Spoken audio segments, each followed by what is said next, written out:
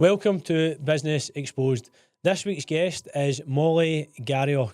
Molly has a rent-to-rent empire south of the border, as well as her own mentorship school as well.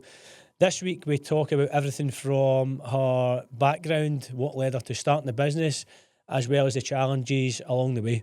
So as always, if you could like it and subscribe on whatever platform you're listening on, that would be great, and share with as many friends and family as possible who you think would benefit from the podcast. Right, so Molly, fill us in then. Give us a wee bit about your background first of all. What was roughly where were you brought up? What was schooling like? Where did you end up to where you are just now, really? Yeah, so I grew up in Norfolk, born and bred in Norfolk, and I went to an all-girls school for a big part of my schooling life. I think from the age of 7 to 15, I was at a girls' school. Oh. Quite academic schools as well. I went to a sixth form school. It was quite academic, and I wasn't really that academic. I had to work very hard just to kind of get a B. I had to work really hard. But yeah, I mean, my schooling, I've largely enjoyed it. It was, it was fine. And I always had other interests alongside school. I was a gymnast for a while, so I loved that. So all my energy went there. Yeah. And then I left school and I just thought, I don't know what I want to be. I just got to that age where everyone was like, I'm going to be a doctor, I'm going to be a lawyer. And listen, I'm 35 and I still don't know what I want to be. When you grow up. I still don't know when I grow up. I still don't know. I felt that pressure, it was like, what are you going to be when you're older? I was like, I don't know. Yeah, it was strange. And I went to university, went to King's College in London for 3 years. And I did geography just because what else do you do if you don't know what you're going to do? So I thought, well, I'll go to London. Yeah. And I have to say I hated it. I really hated it. It was everything about it, or a certain aspect of it, or just the whole thing? Moving to London from like a Norfolk village was a bit scary. Yeah. I didn't enjoy the course. It was strange. Everyone told me university is the best time of your life. You'll meet so many people and have so much fun. And I just didn't. I didn't fit in at all. Right. And I worked very hard. I've always worked hard, but it wasn't for me. Did you last the whole course? I did the 3 years. Well, that was determined. Yeah, no, I was not leaving. That must have been tough if you didn't enjoy it. To do something over 3 years you didn't enjoy. Miserable. There were many days I packed a bag and I phoned my mum and I was like, I'm off, I'm leaving. Yeah. But I was like, no, I'm staying. I worked so hard to get to university because that was the right thing to do. Yeah. And I wasn't giving up. I was staying. And I did my 3 years. And then I was kind of meant to go down the corporate route. That was like what was expected. You go through university, you get a good job. And I applied for all these internships and grad jobs and things in property because I kind of worked out property is the way I want to go. Yeah. So like big commercial firms in London. And the process to get in these jobs is crazy. Like interview after interview, presentations, like you name it, you have to do it. And, sorry to interrupt you, but what was the thing that made you decide? What was your thought process of deciding property was the thing that you wanted to do? What got you to that point? So I knew I wanted I worked out I wanted to have a business. Right. And my family were property developers and in property. And I thought, well, maybe if I learn about property, I one day could have a business in it. And I was always more interested in residential than commercial. But in London, a lot of it's commercial. So I kind of thought, well, I have to go down that route initially. And I kind of fell into it really. But I went down the corporate road of it. And going through the process of getting these jobs and things, it was so long. And when I did get one of these jobs, and they offered it to me, and it was like, oh, amazing, you've finally got it, well done. I turned it down. Wow. I said, I don't want it. Wow. And everyone around me was like, you're mad. This is a really good name. You need this. And I was like, no, I don't want it. And it was because What did your parents say? Were they supportive or were they saying like, what are you doing? They were supportive as long as I had a plan. which I didn't. We could have done. We had a plan. Yeah, I was only just about 21. But they were my parents have always been very, do what you want to do, but make sure you're on a path. Yeah. And I turned it down without a plan. But I was like, yeah, I'll work it out. Don't worry, I'll be fine. And but it was other people around my friends' parents who we'd all like chat about what we're all doing next. And they'd all say, no, I think that's a mistake. You really should do this. But I'd met the people at these companies and they were really competitive. They didn't look very happy, and I just thought, I don't want to be one of you. Yeah. So I didn't do that. And I moved back to Norfolk, which again, everyone was like, you shouldn't do that. Yeah. But I did. And I became a lettings negotiator. And it was the only job I could get, to be honest, at that point. I turned down a really good job. This was like the only local job I could get and learn about property from there. I think when you've spent 3 years, though, as well, being unhappy at university, you've probably thought, well, I'm not digging a hole into being unhappy in a different environment. Exactly. What is the point? So there's obviously been a nagging down there that's gone, this isn't for me. So that journey was quite good. Yeah, no, I'd learned. University was like an endurance test for me. Yeah. And I thought my next kind of 3 years and beyond are not going to be an not gonna endurance be like test. that. Yeah. I think it's, you mentioned, there about, what's expected. And I think it is hard for young people. As I said, I'm 35 and I still don't know what I want to do. Yeah. But, when you're like 15, 16, 17, just coming out of school, it's like expected that you need to know what you're going to do. And the thing is, I think the reality of it is some of these corporate jobs, probably maybe one of the reasons, I don't know why you maybe turned it down, aren't quite what they look at in the forefront. Yeah, it's not what they portray, is it? Yeah, I mean, my stepdaughter was at a careers night at school, and they're hammering it down. What do you want to be? What do you want to be? And some people are going to slag me for saying this, but just tell you my opinion, right? Is that she's got it. I want to be a lawyer. I want to be a lawyer, right? I said to her, Abby, that's great, right? But seeing the grand scheme of things, right, you're going to, by the time you graduate, you're going to have 40, 50 years of doing the same thing day in, day out, right? And the grand scheme of thing is, the salary's not that good for what you're giving up. Absolutely. Sacrificing. So I says to her, right, that's fine, but see if you want to become a lawyer, that's fine, but you better own the practice. Yeah, right? exactly. That's I learned this because I applied to do law at university. And because it was like a good job, and at my school it was very much, you're either going to be a doctor or a lawyer. Right. Which one are you going to be? Yeah. And I couldn't do science at all, so I thought, well, I'll be a lawyer then. I think all your decisions are based on really flippant, the toss of a coin, 5 really. subjects. Exactly. Yeah. And it's really wrong. It is, and what I'm really passionate about now, I mean, I'm now about to be 28. I really want to help younger people going through that careers advice stage because they're not taught or they're not open up to the idea of having a business. I know. Being an entrepreneur or going into property or anything like that is not discussed. Not discussed, exactly. Yeah. No. And the thing is, in the rare occasion it's taught by a lecturer on 30 grand a year who's never ran a business, exactly. telling you this is how you run a business. Exactly the people who teach you how to run a business are the people like yourself that have a business. Exactly. Yeah. Not somebody that's never ran a business. Yeah. No, when I was at university, I'd meet people that did business management courses, and I would just think, but you haven't been taught by anyone that has a really successful business, so that you can't know everything about it. Exactly. Yeah, I think even owning a business, you're learning something new every single day. Something pops up for us. You're just like, oh my God, what is this I've got to learn now? I know. And you feel like you're not expert in anything. You're just kind of muddling your way through on every single topic that's coming your way. Absolutely. And hoping that it all kind of pans out at the right in the right way. The deep end, aren't you? You just kind of absolutely decide I'm going to start a business and when I say to my mentees, I coach people all over the country how to create a rent-to-rent business. And I say to them, when you start a business, you have the longest to-do list in the world. Yeah. You just have to pick something and start. Yeah. You know, because it will never end. Yeah. Exactly. Yeah. It's so true. So talk to me about the letting agent job. How did you get from there to then starting your own business Yeah. and So, becoming a mentee? Where's the bit in the middle?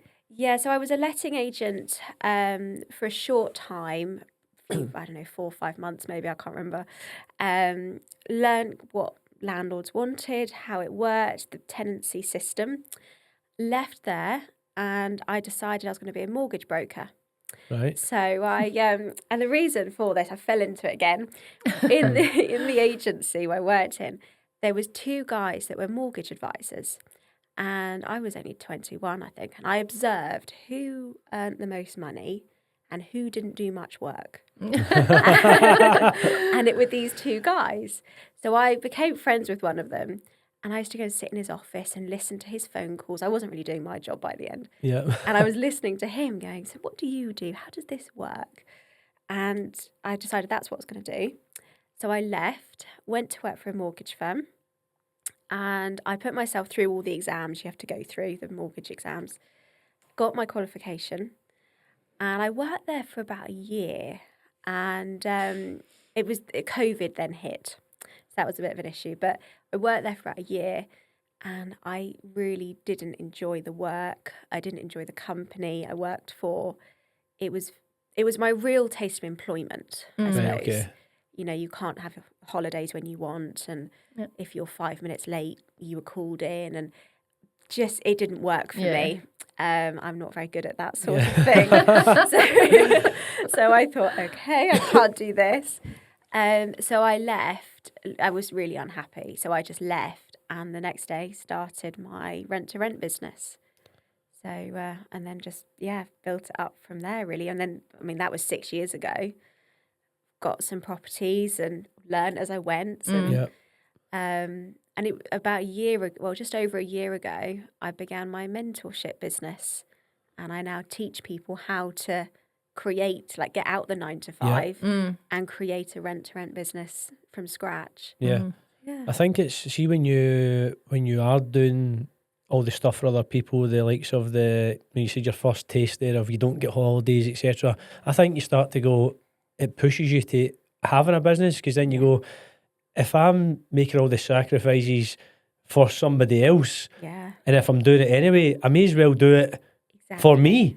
Exactly. Yeah. Well, I would wake up really early, get to work, sit at the desk for 8-10 hours a day, and I would just be working really bored. And with mortgages, a lot of the time you earn commission on like insurance and things, and I'd work out what I would earn and what the company would earn, and I'd think, no. And the more that went on, I just thought, well, he's made this amount today and I've only made that. And it really and you did all the work. And I did all the work.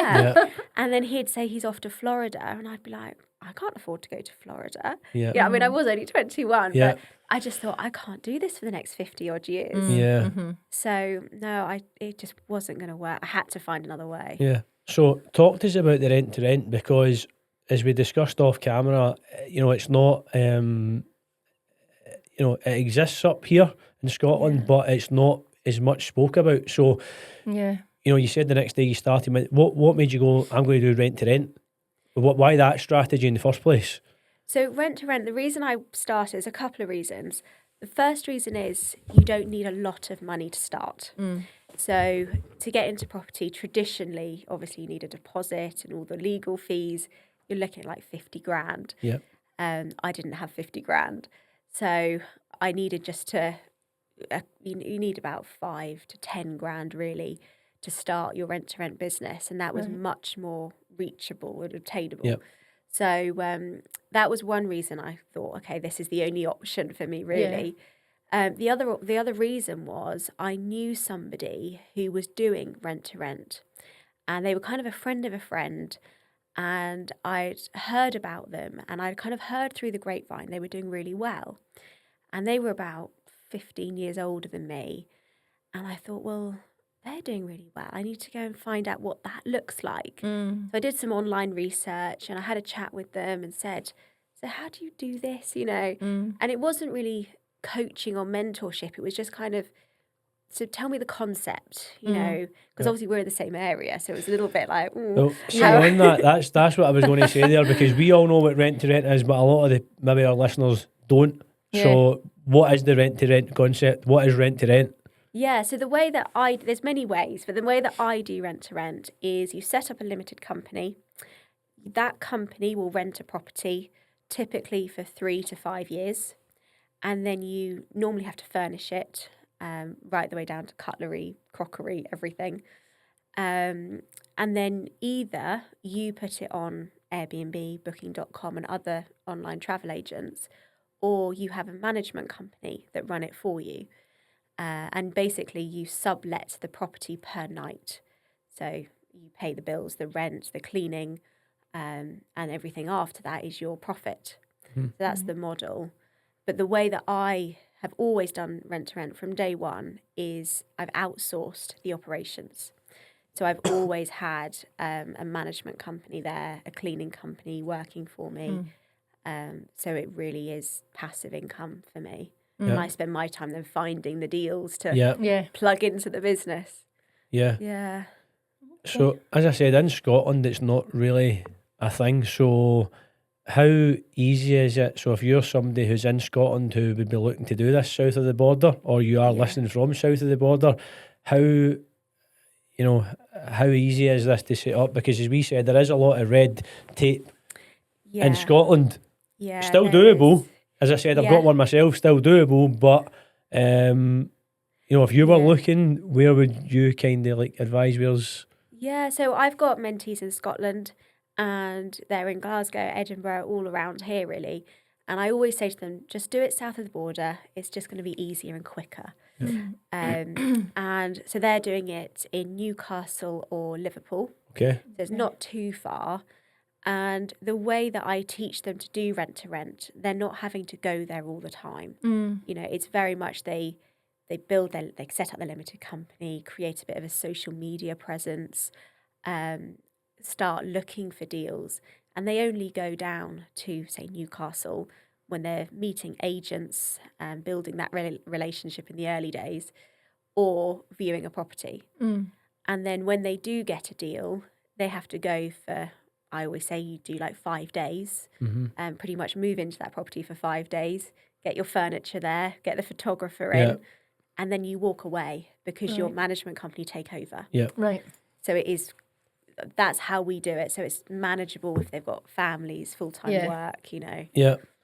I think one of the things that really drew me into your social media was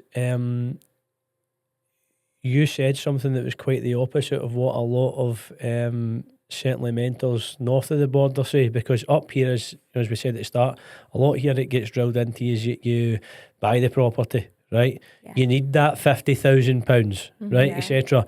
And at the start, that's what I done. The negative to that is you've got no cash flow. Yeah. From almost day one. So yes, you'll buy it and you're going to have that capital appreciation. We were talking about this morning. Couldn't think of the word this Right. morning when we were talking. We've got that capital What's that word? appreciation. But some of these projects can take, and so if there's any stumbling blocks in the renovations, which the reality of it does happen, I've got a major one in mind myself, and it set the project back about 9 months. But if there wasn't other income there, that's a serious problem. Absolutely. So as we said earlier on, I think especially north of the border, there's a massive opportunity for rent to rent, and if you're somebody that's getting started, you're getting very, very quick cash flow. Definitely, absolutely, especially at this time of year. This is my favourite time of year to take property on. Yeah. Right. Because if you get it now, get it furnished, get it advertised, you catch the peak of the summer. The summer, exactly. Which is great.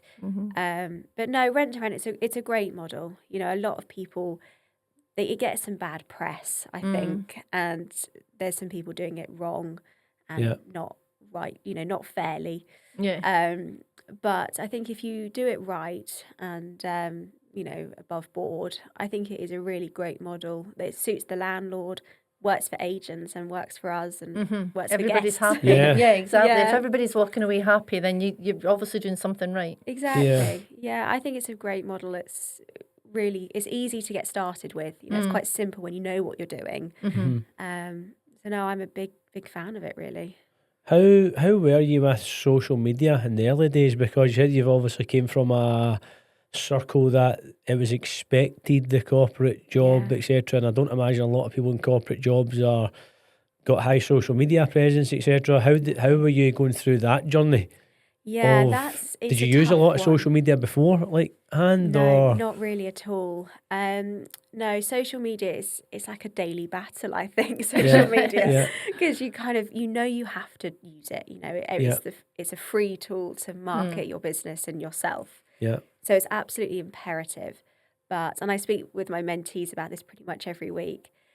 It's terrifying. You know, yeah, I find it scary. It's putting yourself out there. It's out of your comfort zone. Um, you know, there are days that I'm trying to post as regularly as I can, but some days I think, oh, I don't want to do it. You know, that yeah, fear creeps in. Yeah. Um, but I do believe it's the single biggest thing and the best thing you can do for your business, regardless what your business is. yeah, So it's one of those things you have to power through. I don't yeah. think anyone actually enjoys it. Yeah.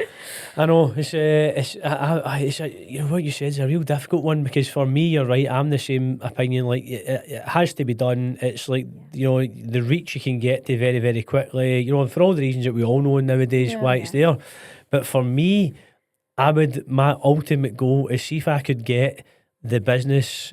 I've got a couple of different businesses and some of them are slightly different to each other, but if I could get them to a stage, right, at some point in my life that there was zero social media required and I could take this phone and put it down a bin, Yeah. right? Yeah. To me, that would be the ultimate goal, and I can just buy a remote cottage in the middle of nowhere. Yeah. And because I find Sleep myself, easy. I don't like. Yeah. I was the same up until a couple of years ago having the business. I didn't have social media. I didn't No. use it. I was younger, then I get rid of it because I'm like, I'm on this phone all the time. But I even find myself now, for somebody that doesn't like social media, Yeah. every 2 minutes, I don't know if you walked up and went to the toilet now, the first thing I'm probably going to do is pick up Yeah. my phone, and then I tell myself, why are you doing that? Because Yeah. you don't want to do that. Honestly, But yeah. in a business world now, it's like a necessity. Like if you're not on there, you're going to struggle. It's Yeah. You know? so true. It's huge, isn't it? I mean, I find myself, because I do it every day. It's ingrained in me.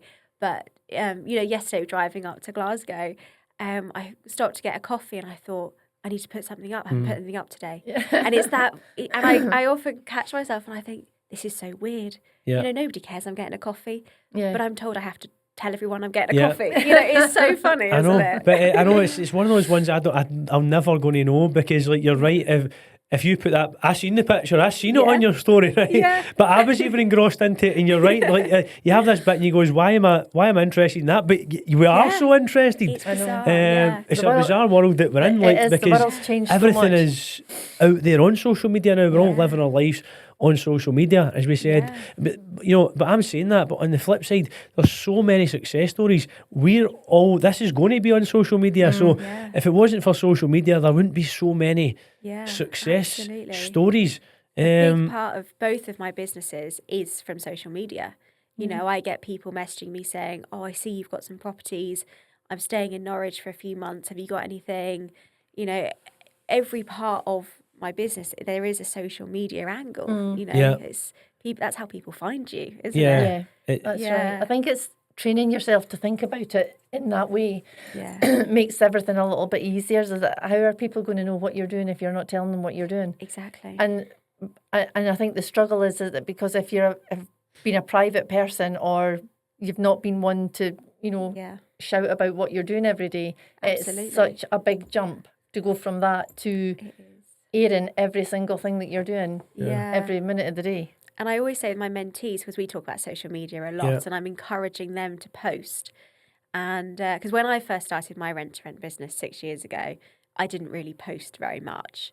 But now, if I had, I think I would have got there a lot quicker. Got there Yes. quicker, But I'm always saying to them, you know, just post, because it's a free tool. I mean, it's free. Yeah. You can. It's not paid ads. You're not investing anything. Yeah. Just a bit of time, and you get found. It's Yeah. incredible. I think it's the overthinking that gets you. yeah. You know, after a while, that you just think, just Just do it. Yeah. I think it's do that it. caring what other people think, People think isn't of it? you. Yeah. Yeah. Yeah. Yeah. And I think it's also caring. I think in the early days, I don't know if you see this with maybe your mentees or not, I think in the early days it's the caring what your closest circle think. Yeah. Because, like, you know, we've met through social media, Yeah. but before that, I didn't know you, didn't know me. So, you know, I only know you as, you know, who you are just now, this, you know, rent to rent empire, mentee business, right? Yeah. But whereas in the early days, and you go, you think, you know, I'm a chef to trade, and you know, I'm thinking to myself, people look and go in the early days like, you're not a property guy, you're a chef, Yeah. you know, Yeah, and that's I exactly. think in the early days, you know, and it's hard because at the start most people can't just quit their jobs and move into this new life, and you've got this like transitional Absolutely. period. But the reality of it is, I think we're on agree, just post, because the people who really care will support you on your new Yeah, journey, because who wants to be exactly. stagnant? That's evolution. Like, we move on, and we'll have multiple different Yeah. lives within the one life, and we'll do so many different careers and move about, and you know, who wants to be staying stagnant? Exactly. Well, I literally last week spoke to my mentees about it, and they were saying, you know, but what will they think? And I'm saying, well, who is they? Yeah. Who is they? And I made them say names. Oh, well, it's my aunt, it's my mum, it's my Yeah. best friend, and you think, well, if they love you and care for you and support you, they'll be really pleased for you. You know, Yeah. you're reinventing yourself and Yeah. bettering yourself.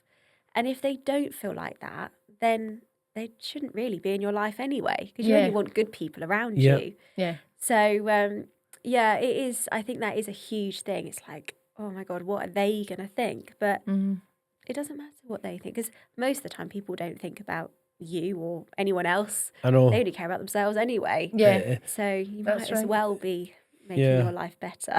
Yeah, exactly. From your mentorship point of view, what other kind of angles? So social media is obviously as an angle.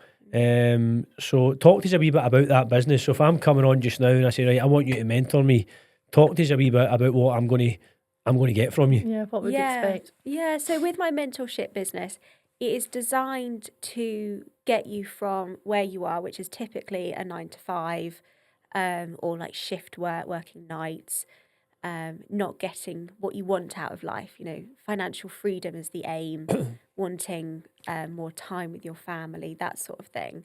Designed to get you from that place to the place of not worrying so much about money every month, you know, having comfortability. You know, if you've got a vet bill to pay, it's not the end of the world. So that's what it's designed for. Yeah. And it's a very no fluff, no waffle mentorship. It's basically the program I wish I had when I began. Yeah.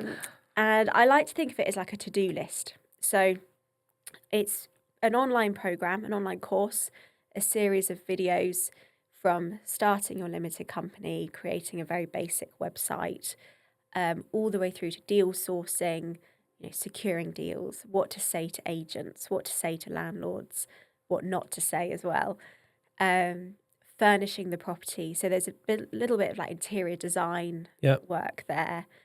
And then I teach about bookings and guests and all of that, but I also teach about outsourcing. Yep. So that's what really makes my program different, is it's building the business you want from day one. Because when I began mine, I very much just started, and then a few years later thought, I've built this monster and I don't actually like it. I want to change it. Yeah. It was just build a business, and I did that, but it wasn't quite what I wanted. I think, see what you said there, that's very important. Build the business that you want. Yes. Yeah. Because, you know, sometimes I know when I'm making decisions, I'm like, am I making this for me, or making it because that's what's expected? Exactly. And a lot of the time we're doing things that I'm not sure have not been done before, but you're putting a twist on it, and, you know, and I think that's very important to me. It's what you want. Exactly. Well, for me, you know, I have got really bad asthma, and working a 9 to 5 just didn't suit my asthma at all. You know, there are days that my asthma is really bad. I can't get out of bed. So having a 9 to 5 just didn't work for me. So building a business I wanted from day one looked like outsourcing everything. So if I couldn't get out of bed because my asthma was so bad, I'm still making money. Yep. Yeah. So that was really the driver, alongside hating being employed. Yeah. They Being went told hand what in to do. hand. Yeah. So no, the program I've made is very much about knowing what a management company does and what a cleaning company does and how they run as businesses. But you also have the choice to outsource, and this is what outsourcing looks like. Yeah. So that's very much the program. I do a lot of one-to-ones with my mentees, because it's, again, build the business you want, Yeah. not a cookie cutter. Yeah. Just build a rent-to-rent business. Yeah. And each of my mentees have a different business. You know, they have different values, different things that are important to them. Mm-hmm. Some of them want to do it all themselves and they have the time. Yeah. Some of them are like, I need to have my evenings free. I need to outsource everything. I've got children. Yeah. So I'm helping them build the business they actually want. Yeah, one Yeah. that suits them. Yeah. Yeah. Yeah. I think that sounds like a very good model, especially what you said at the start there, from like even, you know, tutorials on how to set up a company, how you set up a website, because we've talked about this quite often, is that a lot of, you know, programs only really talk about the end bit of, like, you know, let's say if it was like you in Rent to Rent, for example, but Yeah. you know, where you're talking about is the 3,000 steps before that, right? Is Yeah. how do you get there? Because you're right, a lot of people, you know, the second that you say I'm going to start a business, then you go, I don't know anything about a website. Yeah. And in the early days, you probably don't have the funds to go and spend 10, 20 grand on a website, and you're not a developer. So how do I do this? What is Company's House? Yeah. How do I even register a company? What is this? Right? Yeah, And exactly. there's What does it so- mean? What are the yeah. implications around that? Yeah, exactly. You know, it's all, Yeah. You know- and those things terrify you. Yeah. Yeah. And it stops you moving forward a little bit. You Exactly. become like so frightened of what Yeah. the process is going to be that you're like, that Yeah. I'm not going to bother. Exactly. Whereas Yeah. No, before my Something mentees, like that sounds very good. yeah, before my mentees get to me, they kind of have that aspiration. You know, I really want a business and I want to be an entrepreneur, but they have so much fear. You know, so much fear of they've overthought it for years and they research to the point they don't do anything. Yeah. They're They've in spoke that. to their Parents. their and Yeah. uncle, the their janitor, friends. who's giving you the opinion, who's told you not to do it, who knows Exactly. nothing about it and put you off for Yeah. 2 years. And Absolutely. these are all yeah. people that know you as a person. Yeah. So they're Yeah. already making their decision based on what they've witnessed for all that Exactly. length Yeah. of time. They're like, that's not going to be you. Literally, that is So it. they've got yeah. you convinced before you start. It's such a shame because they come to me and they're quite like, I really want to do it, but I'm really scared. And I'm like, well, if I tell you exactly what to do, you know, bite-sized chunks, is that scary? And they're like, no, actually, that's okay. Yeah. Yeah. And I think that is so important because it's the first time they've ever had a business. Yeah. You know, it's the first time you do anything, it's scary. Unless you've got someone holding your hand going, I know what to do. Come on, we can do it. Yeah. So, yeah. No, you definitely need that because there's so many steps that and a lot of them you don't know, even with a mentor, right? A lot you're getting a high level overview, but a lot of the challenges don't come until you're actually in the thick of it. Yeah. Yeah. You know, I mean, example, you know, what if your management company lets you down one day, or what if your cleaner lets you down, or Yeah. what if you're managing yourself and suddenly you get sick that day? Yeah. You know, there's a lot of these things you maybe don't think of until They the happen. reality actually Yeah. happens, and then you go, wow, I'll never get caught out with that again. Yeah. Exactly. You know, Yeah, exactly. And that's um, what having a mentor does. I think they've kind of lived it and they can then guide you. You know, and my mentees will say, well, what if a agent says this to me? Or what if this happens or that happens? And you go, oh, I've done that. This is what you need to do. And Yeah. that's happened to me, you know. Yeah. I think that does help, Yeah. having that guidance all the time. I think it'll help as well that you're walking the walk Yes. through your rent to rent business as well as talking the talk. Yeah, absolutely. You know, whereas yeah. as we said, you know, off camera, there's a lot of social media, you know, saying I'm doing this and doing that, but you're actually doing it. Exactly, yeah. And I that's will two be different growing. things. Yeah, I have plans to grow my rent-to-rent business to another city. So I will almost be going back to scratch, you know, back Yeah. to the beginning, Yeah. what my mentees do now. So that will be really good to be in it again with them at the same level. Yeah. Yeah. So no, it does help to have the business that you are teaching about, definitely. Talk to us a wee bit about your, you know, surrounding circle. You know, having a business, as we said, it's great to generate income. It's great to generate. This is all great, but there's a lot of challenging times. So, in terms of Like, you know, do you work-life balance? That, are you one of these, like, I'm working 7 days a week, don't get any sleep? Or are you, I've got firm boundaries in place? How do you slot your business into your personal life? So when I just had my rent-to-rent business, I had complete freedom, passive income. I was just finding deals very much on my own time, on Enjoying my own life. terms. Yeah, really just enjoying life.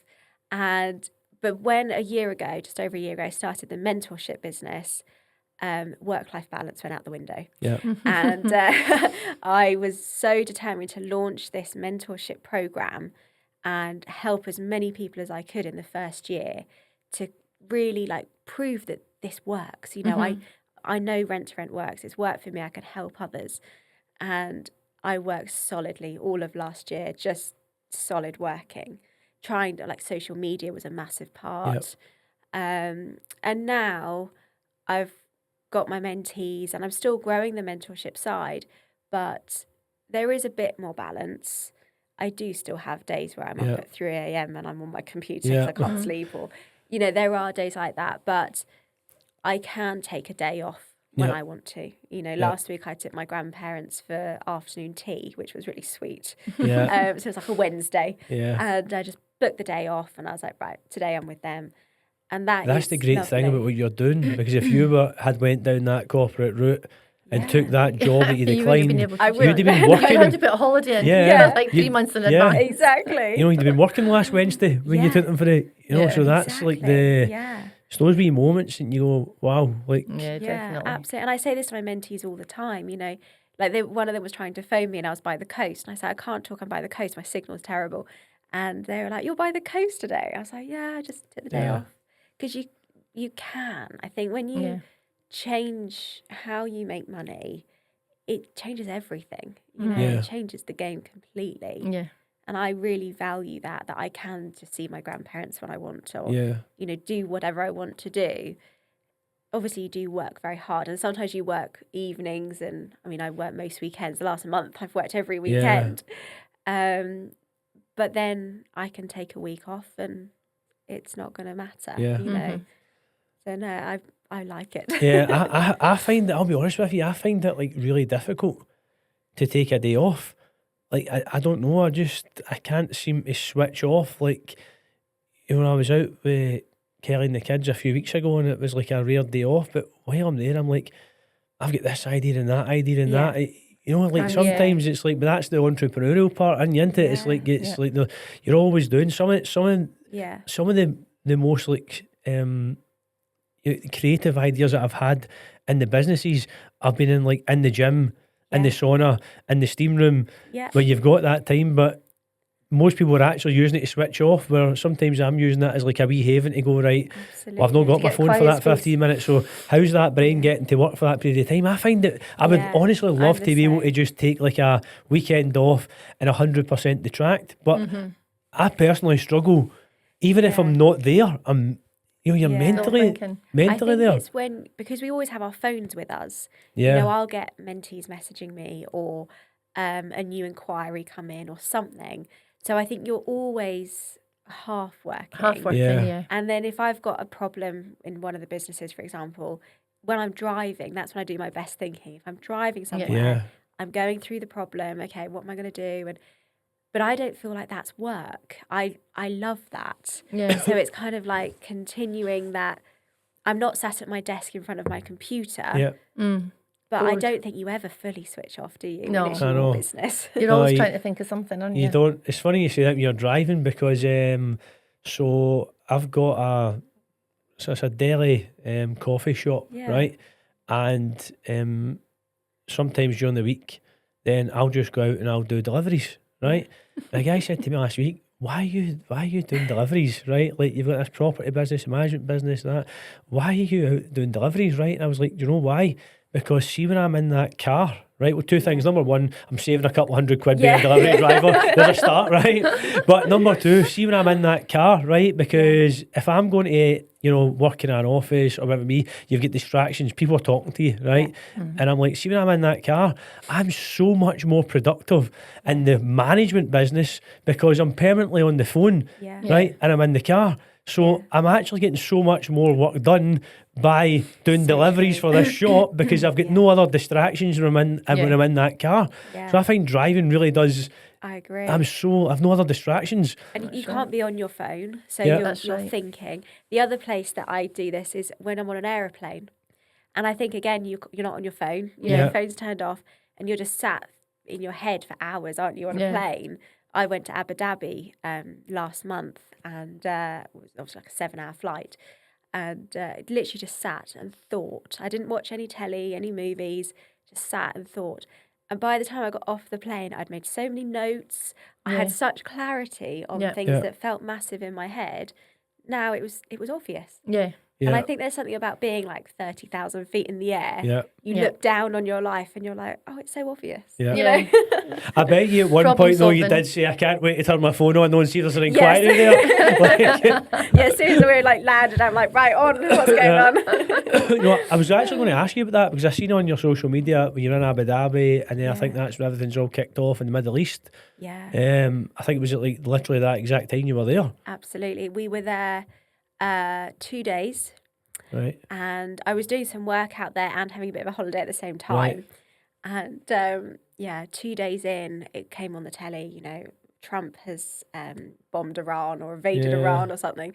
And I thought, that's a bit near us, I think. Yeah. But I'm sure it'll be fine. You know, you kind of just brush it away, think, I'll be fine. And no, it wasn't fine. We were in this very nice hotel, but it was in the centre of Abu Dhabi. And literally you'd be laying on the beach and you'd see airstrikes coming over Oh my being gosh. intercepted, and we were right by a US airbase. Oh. So obviously they were trying to bomb that quite a Right. lot. Yeah. So yeah, it was interesting. It was like nothing else I've ever experienced before. No, I bet. But I take it you yeah. cut your trip short. Did you come home early? No, we couldn't. You were Were not you getting off stuck? that beach by the sound Yeah, of no, things. I was getting a tan. I was loving it. No, we couldn't. They closed the airspace, Right. and all the airports. That one day they were closed, the next day they'd open. Yeah. And, we were due to fly back on a Wednesday, and we actually got to. Well, they cancelled our flight until the Friday. Right. So we did get out Friday, but it was touch and go Friday. Yeah. You know.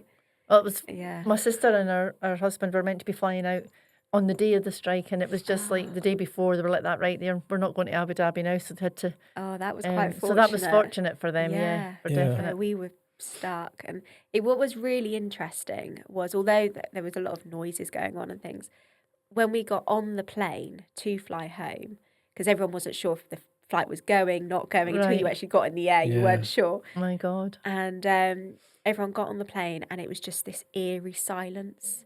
It was really weird. Yeah. You know, there was no chatter. Everyone was terrified. They're just glad they were leaving. They were glad they were leaving, but they were Hoping they go so home safe. scared Yeah. to like get in the air. And we took off, and everyone was sending like last messages. You know, it was really like heavy. Yeah. Wow. And I looked around, everyone was like, "I love you," you know, I'm on the plane now. And then we took off, and we stayed very low. Because you know, normally you just climb, don't Yeah. you? Yeah. We didn't. We stayed very low, like 1,800 feet for a long time into Saudi. Wow. And I thought, yeah, well, I think we're under the radar here. Yeah.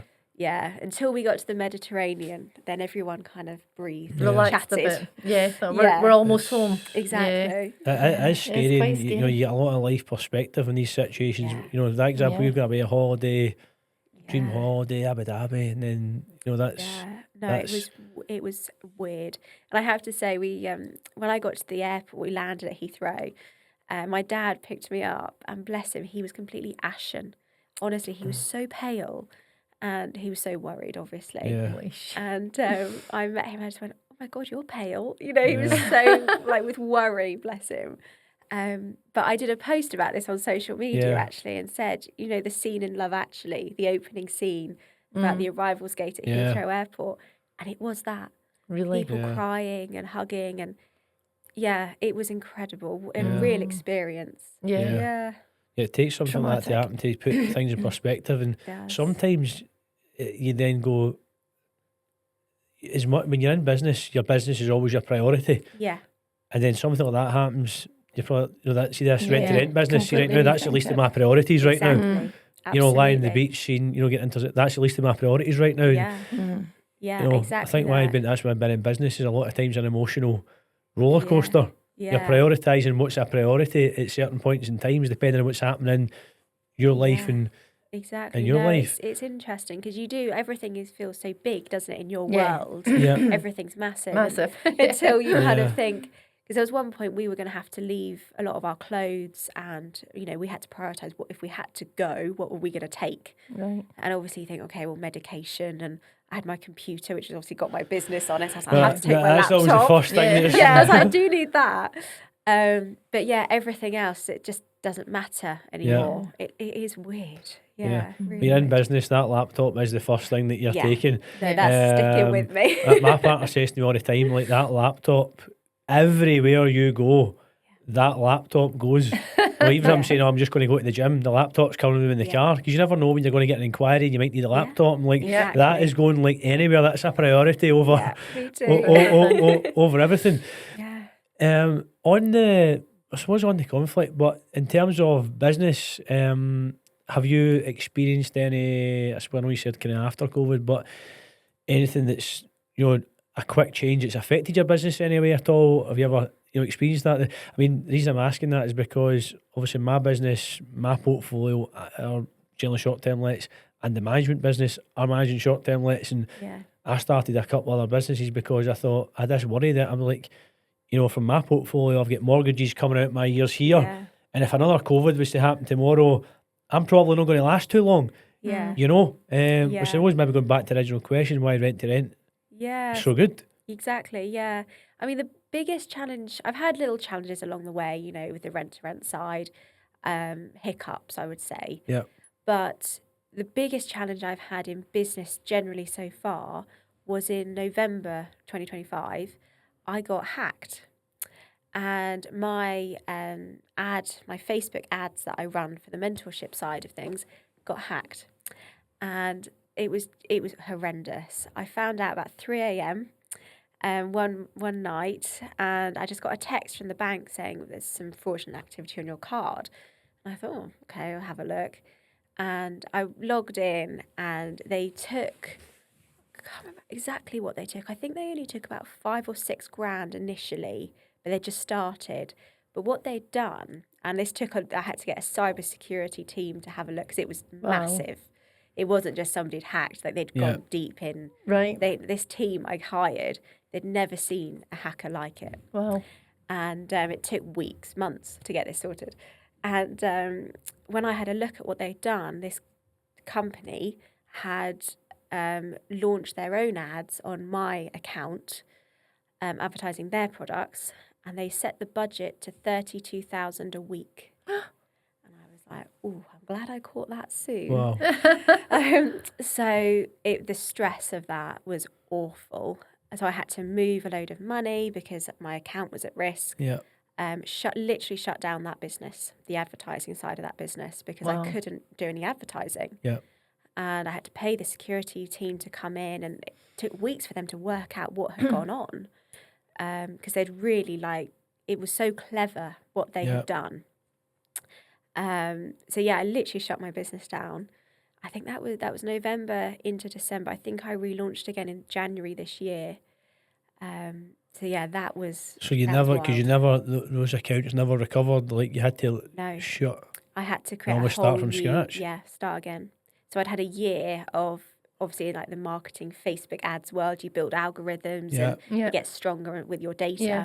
I had to start from scratch in January, which I mean we are okay now. We've built a bit of a history and we've recovered quite well actually, but initially when I found out, oh my God, there's literally somebody in my account taking money, and they were much smarter than I was. you know, they had really worked out. You don't know what their next move's going to be. Yeah, it was frightening, really frightening. I could, if I hadn't have jumped on it at 3 a.m, I could have lost a lot of money. Yeah. I did get it back eventually through the bank. The bank were brilliant, but it was wild. Yeah. That's maybe. In fact, maybe I'll say what I'm going to say off camera actually before my account gets hacked actually. But yeah, it does. You do see that, and people say like you're seeing it quite. Excuse me, you're seeing it quite often now. I'm even seeing it on people's accounts that I've got, and I can see that. I'm like, that doesn't look like a post that you would put up. Yeah. Yeah. There's a lot of things about, you've seen crypto, people taking over your account and they're basically saying like, I just made £1 million in crypto today, site, and it's not them, it's people who've been hacked, and I'm looking and I'm going, I think you've been hacked. That's not a post Yeah, that it generally doesn't would. look normal. So, and you're right, these people are a lot smarter than They are we really are. I can clever. barely just get logged into social media Yeah, and me too, yeah. upload a couple of posts a day is as far as I can go. But wow, I'm glad you recovered from that, because it could have went quite easily the opposite way. It really could, yeah. And it was awful because I was doing so well. Everything was going really well. Everything was working, and then that happened, and it literally just stopped my business Wiped overnight. everything out. It was crazy. But since then, I've learned, in business, obviously these things happen. You need to have multiple ways of spreading your message, not just through paid advertising. So now I'm much bigger on social media, the organic posting, doing lots of other things to, broaden my business and widen the audience of the message, because you can't rely on just one source. Yeah. And that was my big lesson last year. I think, as much as it might sound crazy, I'm going to say, sometimes it's good that these things happen, because you come out the other side of it and you go, that happened because I never spotted a problem there. Yeah. And now that process is mega tight. That's not going to happen again. Yeah, I've got a better business now than I did last year because of it, which is crazy. But Yeah, I think if you do go through, Not and you that we're don't, thanking the hacker. yeah, exactly. Just in case that's misinterpreted. been nice to no, learn you're it a right. different We're way. not supporting the hacker, but you're right though. You're right, because I think if you go, I'll be honest with you. I think, without going into my whole story, that I think part of a downfall of mine and my business wasn't stumbling across a few problems earlier. So the first holiday let that I got, it was phenomenal. And it was literally booked 100% of the time, and it was making phenomenal money. Now, the reality of it is that isn't every property, So I went into this going, oh, this is great. I just need a couple of them and I can replace this salary. And I knew you do a wee bit more than I thought, right? But, for the first couple of years, zero problems. Yeah. Right? And I was that comfortable that I left my full-time job in, which I was getting paid, good money for what I was doing in, and I probably led myself into a false sense of security. And then it was the next one I got, all the problems came. So now you're right, but I wouldn't have the business I've got now had I not experienced that. Because I had went 5 years of no problems. I've probably got a bigger problem. Yeah, exactly. Coming. I've had it with rent to rent. My first ever deal I took on, it wasn't great. It was in a good location, and that was about all it had going for it. It was a bit of a tired property, and we had leaks upon leaks. There was a mezzanine floor, and the bath would just leak all through down. Oh, it was a nightmare. So, yeah, I learned, and that's what I pass on to my mentees. We don't just want any property; we want the right property. Yeah. People join my program and they're like, right, I'm going to get a property in 2 weeks. I'm like, that's great. Maybe you will, but let's go for quality, not quantity. Yeah. I turn down more deals that get sent to me than I take on. Yeah. Because they're not always deals. Yeah. I think that's I think, you're in a position when you've got a good business. Yeah. When you're not, when you can turn away business. Yeah. We're the same in the management business. We've had clients come to us and I've turned quite a few away just because the property doesn't meet the standard. And I'm saying, well, either, we'll help you refurb and assist you refurbing it, or you refurb it yourself, or we're not going to work together. It's as simple as that, because if your standards are there, you're not going to have anybody else. Yeah. It affects your brand. It affects your reviews on management business or management companies, or it's important. It's important you maintain your brand values. Yeah. Don't slip for anybody else. No. I think sometimes a guy told me years ago, and it was great bit of advice when I was in the motor trade, and he says sometimes the best deals you do are the ones that you don't do. Yeah. It's true. That's right. Absolutely. And it is true. Any words of advice if you're somebody who is in a job and I think you'd maybe like to follow this dream, start a business? I would say if you want to and you're willing to work hard and you commit to yourself, then absolutely jump in and do it. Do your research, not to the point where you don't do anything, But do your research. Ideally, get a mentor who's lived it, breathed it before you, because I do believe you get there quicker if you've got that. Yeah. But yeah, I think at the end of the day, it comes down to committing to yourself, backing yourself, and knowing it's not going to be easy, but it will probably be worth it. Yeah. I like that answer. That's a real Absolutely, yeah. answer. Yeah. That's a real answer. Listen, we'll put all your links to your social media accounts, etc. So if anybody's listening wants to get in contact with you, want to start a rent-to-rent business, then Yeah. you know who to speak to. Amazing. Yeah. Perfect. Listen, thank you very Thanks much. I so much appreciate for you. coming. Thank you. I appreciate thank you coming up. It was a long way to travel for a Yeah. podcast, so I appreciate it.